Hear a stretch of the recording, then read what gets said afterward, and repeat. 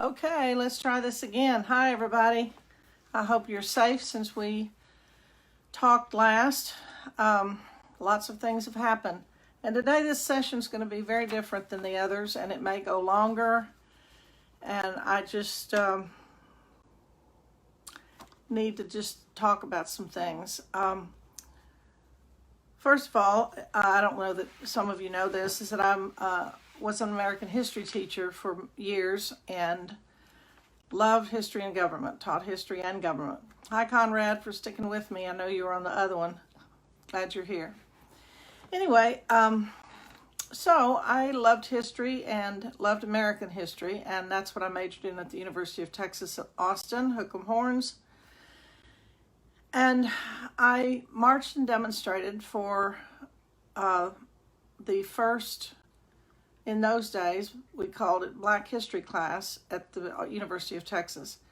And I'm very proud to say that today they have an entire department within the history department and a whole nother studies of African American history. And I like to think that I was part of that, marching and demonstrating for not equal rights at the time, but so we could be taught some other language, some other history, that since we did have kind of a whitewashed history.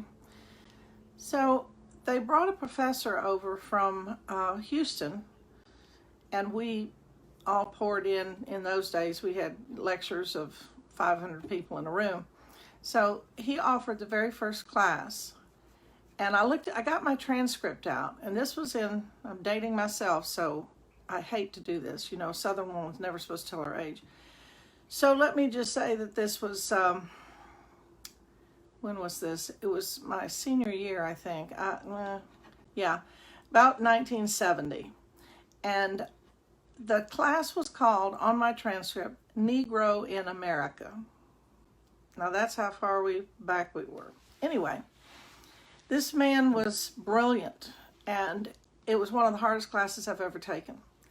And I loved it. I learned so much.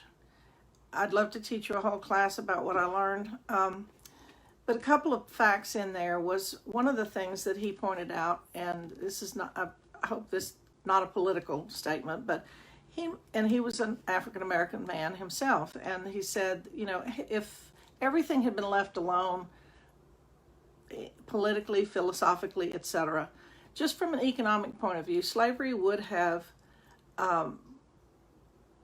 just not been the most productive way. It would have died out because it was not a good way to run an economy. And you understand, at the time there wasn't the Industrial Revolution. So to have your workforce, or to be human, that could get sick or get old, it was not a very profitable way to be running a business. And eventually, he said, once industrialization came in, many of those jobs would have gone empty. Kind of like what we're seeing today. Everything is becoming automated, and many of the jobs that were held previously have been overtaken by digital and other means.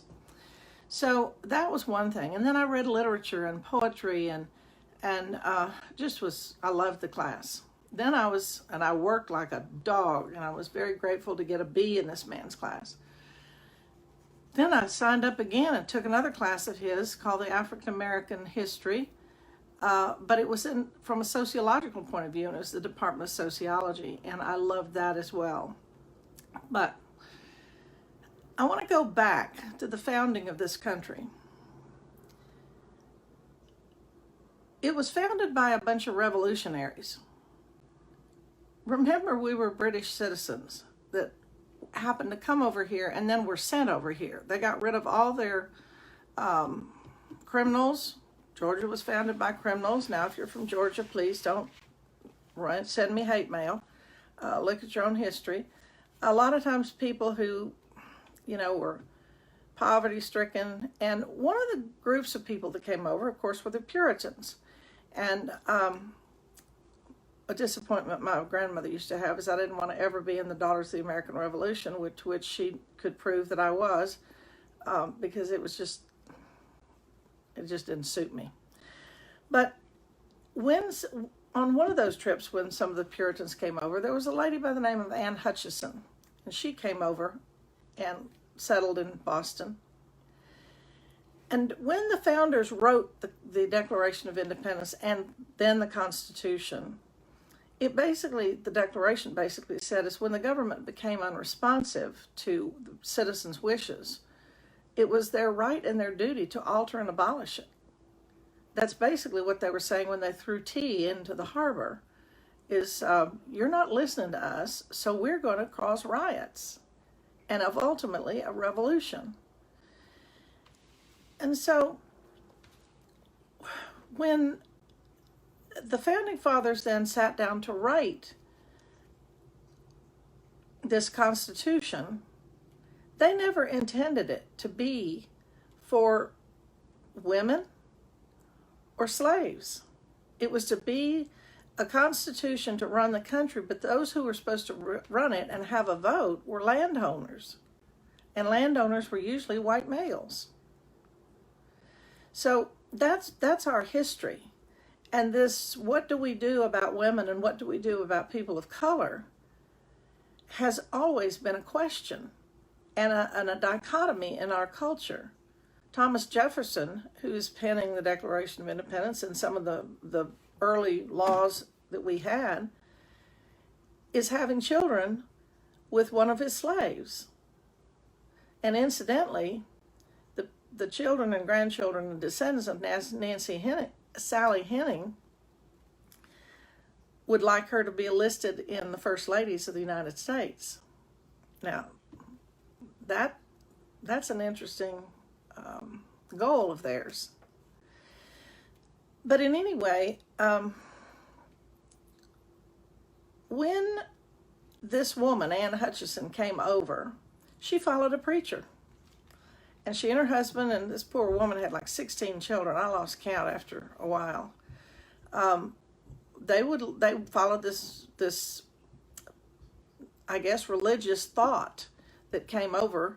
And one of our basic tenets is religious freedom. Aside from speaking out and having free speech, it was religious freedom. So she began having meetings in her house. They would go to church and she would listen to the minister, and then she began having her own ideas, God forbid, and her own revelations, or how she interpreted the Bible. And she began having meetings in her home of women who would come and they would discuss what the minister talked about. It's kind of like, she's in my blood. I used to have 12-step meetings in my house and we'd talk about the theory of the 12 steps. So this lady is one of my descendants, or I'm one of her descendants, and thank heaven I am. And so she was charged with heresy. This is in 1637. And you can read about her trial and what Governor Winthrop, a white male, said to her when he declared her just this side of a witch, never said that, but declared of heresy, and she was not allowed. He instructed her, don't speak about your personal revelations or you will be punished. Now, this is a group of people who are saying we have religious freedom and freedom of speech, but that was not for women or anybody else but them. She ultimately was run out of Massachusetts and ended up going to, another state, and ended up getting massacred by the Indians at that time, about during the French and Indian War.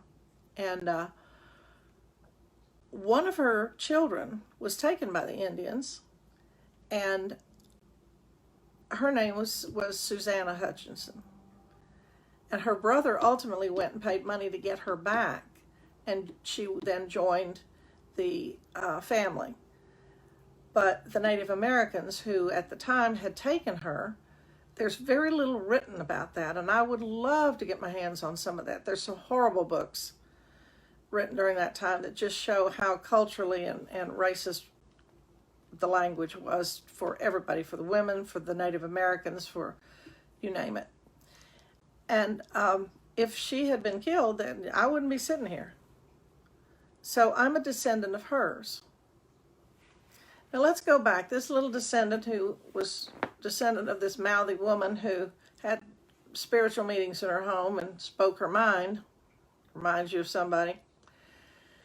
Anyway, so this little girl goes off to the University of Texas and marches and demonstrates for this Black History class. And during that time, Martin Luther King was teaching nonviolence, that basically he was inspired by Gandhi. And yet, and it was a very well-organized march. You knew when you were supposed to leave. My poor mother, she would say, honey, do you have to do that? And I'd say, yeah, Mama, I do. She said, well, okay, would you just stay on the edge of the marches so you can run if something happens? Good advice even today. So we were committed to nonviolence. But during that time, keep in mind, we're talking about 1970. Now, let's go back. In the 1960s, early 1960s, an African-American person could not go sit in a restaurant. They could not go to a excuse me, rent a Holiday Inn room or go to the Peninsula or the Four Seasons. I didn't care how much money they had. They were not allowed to go to a restaurant or a hotel, and they couldn't vote. Now, women finally got to vote in 1920, but these groups were still disenfranchised. So in the 60s, a group of people, Reverend Jesse Jackson, who was just a kid in college at the time, went and wanted to have a hamburger and a soda at the Walgreens counter, and they wouldn't serve him. So he and his fellow students said, okay, we'll sit here. And the sit-in was born. And the nonviolent methods were born. And finally in 1964, do the math, is finally when a Black person could walk in and be served. Now, I keep jumping back and forth. One thing that this gentleman taught me, the professor that taught me, that is so important, I think, is when we established, or I'm not going to claim it, I didn't do it, when Jim Crow laws were established and segregation after the Civil War and the Jim Crow laws, and isn't it interesting that one of the separate but equal pieces of legislation came down from a case called Plessy versus Ferguson that came out of the University of Texas Law School, where they were sued for not allowing Black students. And that's where the judge ended up saying, no, Plessy versus Ferguson was, as long as the education was separate and equal, or as long as it was equal, it could be separate. Well, forget that. You know that wasn't the case, or wouldn't have the resources, etc. So during that period of segregation in the Jim Crow laws, what the white community did not understand is they were forcing the African American community to develop a middle class that would end up educating and leading the fight against them. So if I can't go as a Black person to your school or your medical school or your dental school or your ministerial school, then I had, or even your basic education or college education, I had to establish my own colleges, my own medical schools. And so what ended up happening is a whole group of people within the African American community became professors, doctors, preachers, and then it was through the churches that the message of we must push to integrate and be equal came through the churches. And that's when Martin Luther King, it was like, oh, we're going to segregate you over here, but never realized that in doing so, that was going to be the boomerang that forged the change that was going to come, and it started coming in the 60s. And Lyndon Johnson, oh, that's a whole nother story, ended up helping push through some of that legislation because he could get things through Congress.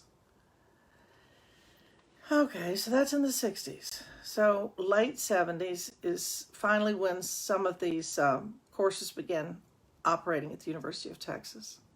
But meanwhile, Malcolm X and the Black Panthers are saying, you know what, this is all good and well, but this is not going fast enough. You toss us a bone and then everything goes under again. You think, oh, we've made some progress now, and then everything goes under, but it's still happening. De facto Jim Crow laws. Illegal on the books, but we're still going to do it. And that's when Malcolm X said, we're going to get social justice by any means necessary. Quote, by any means necessary. Excuse me, I just saw Joy's comment, you need to run for president. Oh, girl, no way. Thank you, but no way. In fact, what I've known for a long time about myself, if I had been a slave, if I had been born black, I would be dead by now. No doubt in my mind. Because I wouldn't shut up. And if I had been Anne Hutchinson back in the 1637s, I'd have been dead for speaking my mind. So, I'm talking about Angela Davis and the Black Panthers and Malcolm X by any means necessary. Now, Malcolm X was killed 55 years ago, kids, 55 years ago, when he's talking about by any means necessary. And we're still having separate but equal, not on the books, but de facto, still having, let's not have you move into my neighborhood, but legally, it's, still, no woman could be president, of course, because, if she got her period, she'd just be crazy. Let me tell you something. Women and people of color are crazy now. We've had enough. So, let's see what else I wanted to say. What's happening right now is a shift. It is a paradigm shift. And it also includes planetary shifts. I don't know whether you know this or not, but usually we have about about 2 to 3 eclipses a year. This year we have 6. Between June 1st and July 5th, we're having 3 eclipses. One important one is when Saturn is moving also into Aquarius. Now, the last time Saturn moved into Aquarius was 30 years ago. Saturn is a planet that causes change. It's karmic. It says, okay, this old way of doing things is going to stop. And the last time it went through Saturn was 30 years ago. Saturn went through Aquarius 30 years ago. The Rodney King riots happened. Now, it doesn't mean that everything's going to be horrible and bad like that. But what it does mean is there's going to be structural change. And during that same time, I put a post on my timeline. During that same time, the ThinkPad came out. Hubble, the Hubble's spacecraft is still out there, and we're getting pictures from it. Incredible change, okay? I've even forgotten my own stuff on the timeline, but I listed several things that happened. Incredible change. So Saturn shakes it up and says, this structure needs to change. And then, over time, it does begin to change, good and bad. So, about this weekend, the 5th, right now is relationships and tension is not good. And some of that's planetary, some of that is political, some of that is evolutionary. Okay. So this whatever the 5th is, Friday, this weekend, you really please try not to be pulled into all the negativity and the the opinions. But we were barely getting our breath with COVID, and this comes on top of it. And people are laughing, but I wouldn't put it in the universe. Like, okay, what's next? Just some change, but it doesn't have to be this dramatic. And I've spent all weekend with the helicopters right over my head. I'm amazed you can't hear any right now, because in Hollywood we've been somewhat spared. We had a few looters yesterday and a peaceful demonstration, but generally the only people who come to Hollywood are tourists. So all of y'all who want to come to Hollywood, please stay home. Give us a rest this year. Come next year. Anyway, that's not very courteous, is it? So we've been rather quiet. And this Saturn thing in Aquarius is going to happen again December 7th, and it'll last for a couple of years. Now, don't think that we're going to have riots and things for a couple of years. I hope we don't. That's not what it's saying. What it's saying is we're about to enter a lot of change. Something's got to change. A lot of people have been awakened to this that have never understood the evolution of it. And none of us have answers. But we need to start seeking true answers, real answers. And that's what's going to happen over the next several years. This paradigm is shifting. More women are finally getting into politics. I don't know whether that's going to be good, bad, or indifferent, but at least it's a change. I mean, the last election, there were a whole bunch more women that went into the House. One of the places that's been quiet here in LA is West Hollywood, a woman. Many of the governors are now women. Your homes are run by women. Your children are raised by women. And yet a woman can't be president or hold office because she just gets too crazy when she has a period. And she'd just blow us all up. Anyway, I digress. And then I have one last question to ask you. You know, you hear all the time, nothing happens by mistake. Everything happens for a reason. If you believe that in your own life, that even the darkest times you've been through happened for a reason, much of the time we cannot see it at the time. We're just in the dark night of the soul and feel like it's never going to get better. But in hindsight, it worked out exactly the way it was supposed to. Then you have to apply that same reasoning to what's happening now, including Donald Trump being in the White House if you don't like him. If you like him, you're happy. If you don't like him and you don't like what's happening, how do we know that this all is not happening exactly the way it's supposed to? Now, on the other hand, some people say, well, that's a bunch of bullshit because we're not robots. You're right, we're not. We have free will. I also believe, and maybe this is the Pollyanna in me, that good always triumphs evil. And that light always emerges. And that's an interesting concept too. Why is dark through poetry, through literature, through speech, why is that always referred to as the bad stuff? The dark night of the soul. It's been here forever. But some change has got to happen. We're a baby country. We're 244 years old. Now stop and think about it. Europe, South America, Asia, my word, they have been around for eons, and they have to fight border wars all the time. One of the things that helped America emerge a leader is that we had two shores, two borders to have to protect, Canada and Mexico. And we have enjoyed really good relationships with both of them. Maybe not so much now, but we have.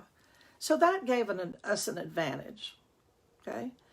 And so here we are, a brand new baby country with an experiment in democracy, lofty ideals. And what we're seeing today is some of those ideals, they're still wonderful, but they weren't practiced very much in practicality. And it would be like, and then think of us, at the end of World War II, we emerged the richest, the most powerful nation, and we were babies.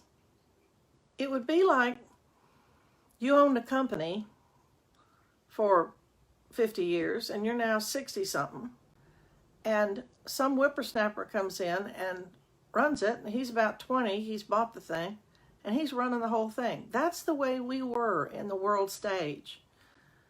Now, people have disapproved of us, but this is the first time we've looked like we were falling apart. We did that in the Civil War, but there are people and countries that would love for us to fall apart, love for it, and who are agitating and helping stir up some of the pot, stir up the looters, and would love to see us fail.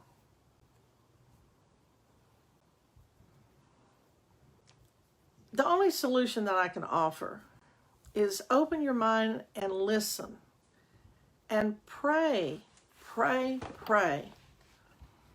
that we are divinely guided to what is best for and highest good for everybody. Oh, I just got an alert, we're under curfew. So I guess I won't not go out dancing tonight.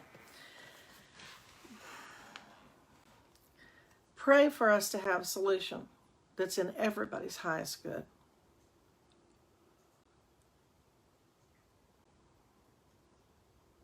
It's not the end of the world, but it needs to be the end of something, some structures, maybe this whole hierarchical model and competitive model, maybe a collaborative model, some collaborative, forward-moving structures need to be put into place. I don't know whether you know, I said that was going to be my last, but I lied. I don't know whether you know or have heard of a woman by the name of Jane Elliott. And if you haven't, you need to look her up and go to YouTube and watch some of her interviews. And they're not 3 minutes. So those of you who can't sit still 3 minutes, get a cup of coffee, sit in a chair and watch it. Tie your butt to a chair and put down the damn phone and watch it. Jane Elliott taught third grade, I believe, initially, and she's a white woman that was horrified with the death of Martin Luther King. And she's interviewed, I can't think of the gentleman's name. He has an interview piece and kind of an early podcast on Howard University campus. And he has a wonderful interview with her. It's about 55 minutes long. And she starts to cry. She talked about the death of Martin Luther King, and what made her cry, not only about his death, but that the questions that Walter Cronkite asked three black gentlemen in trying to understand, but they were very disrespectful questions. And I know he never meant to be that way at all. He was a good reporter, but it was just, as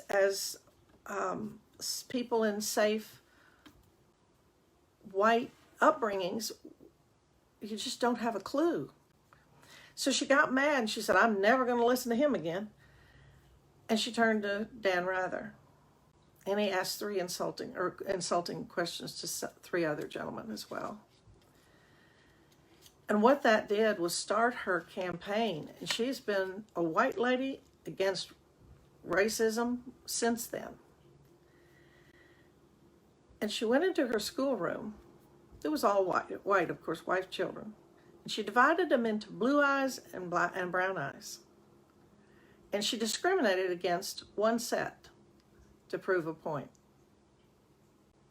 You can also go online and find her blue-eyed and brown-eyed experiment, because she replicated it in college classrooms to prove the point of what it feels like to be the marginalized one. She does a lot of lectures, and one of my favorite is she said, oh, everybody who's a member of the black race, stand up. They did. Everybody who's a member of the white race, stand up. Everybody who's a member of the Latino race. And she went on and on. Everybody who's a member of whatever race you don't know, stand up. And then she said, now, if you're a member of the human race, sit down. And they all did. We are all one. That's not some stupid ass phrase that we just made up for COVID. We are human beings. Another wonderful experiment I just love, and you can see this is only a minute, so you could see this if you're a wigglewort and can't watch too much. She talked to a whole crowd, auditorium full of people, and she said, I want you to stand up if you'd like to be treated the way we treat black people in this country. Of course, nobody stood up. She said again, you didn't understand my directions. I said, stand up if you want to be treated like black people are in this country. And nobody stood up. And then she said, so, you see, you can't say that you don't understand. You understand exactly what's going on. And you don't want any part of it. You would not want to be treated that way. So don't say that you don't know what's happening and what's going on. There's also another thing I want you to watch. I'm giving you a lot of homework. The woman, the director, Ava DuVernay, that directed Selma and some other wonderful movies, has something out on Netflix, and you can go to YouTube and find lots of trailers and different clips of it, called 13th Amendment, or 13th. And she talks about the one way, another iteration of racism came with a loophole in the 13th Amendment that says you can vote and have a voice in our society unless, here's the loophole, you have a criminal record. And so another way of institutionalized racism, and we all know that most of the people with criminal records and be put in jail are a result of men not just men, but predominantly men of color. And that is an economic problem as much as anything else. It's not because they are somehow less than. It's a systemic problem, but it's also a way to disenfranchise minorities. Not give them a voice. It's a pretty powerful documentary. So, how do I stay, I don't know that I'm objective, but I'm not sobbing. I'm sad. I feel sad. There, I broke my own rule. I feel sad. I feel concerned. I don't have answers. I do have answers for those little punks that are taking advantage of this, that don't know their history. I'd like to yank them up by the hair and sit down and say, you want to be punished? Don't send them to jail. Sit them down here and chain them to this chair while I teach them some history. What has also happened within the African-American communities is what used to be the vehicle for change came through the churches. Many of the young people today within the African-American community have no affiliation with the church. Their power, their God, along with now white America, young ones, is money, is power, is the internet. Now the musicians, country western musicians of all sorts of colors, black American musicians, a few white musicians, well, most of the time you ask where their roots were, they were in the church choirs. And they have a spiritual basis to them. Not so many of our young people.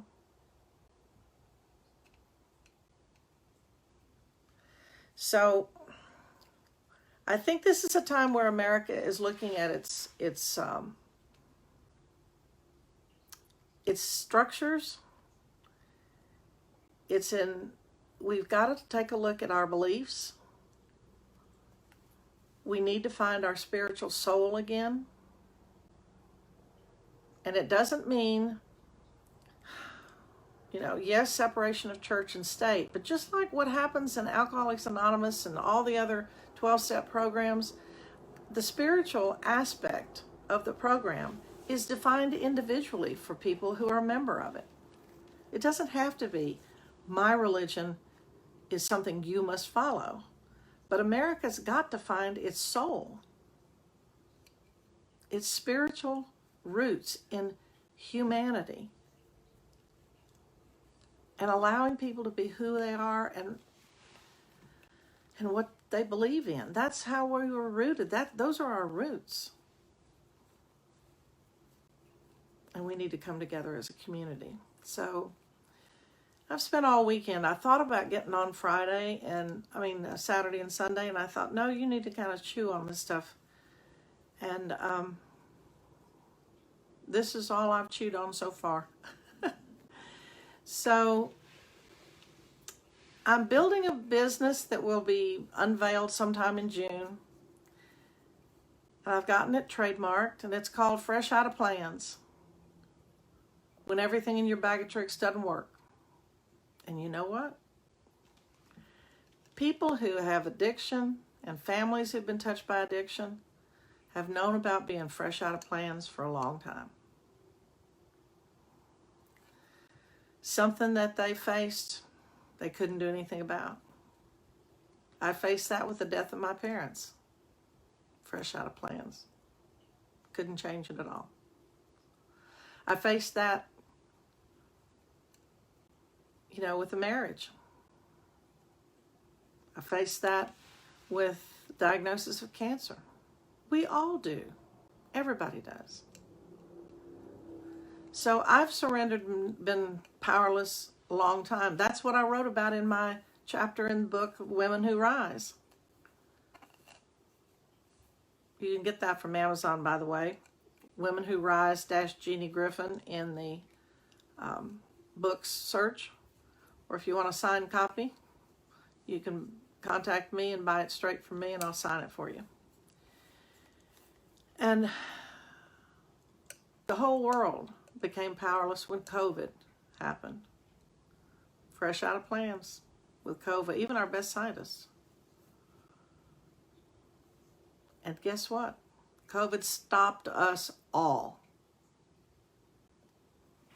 But it wasn't strong enough to stop racism. So I hope this hadn't been too much of a Debbie Downer.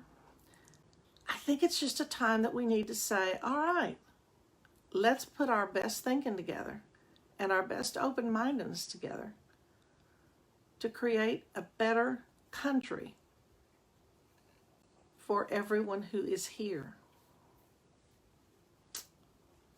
And I love you. And you're fresh out of plans, because there ain't nothing you can do about the fact that I love you. Not a damn thing. I will see you sometime, whatever today is, Tuesday. I'll see you Friday. And hopefully, when things calm down, we don't think, oh, good, now they're over. Because now we need to roll up our sleeves and go to work to create long-lasting, fair, and positive change. I love you. Have a good week.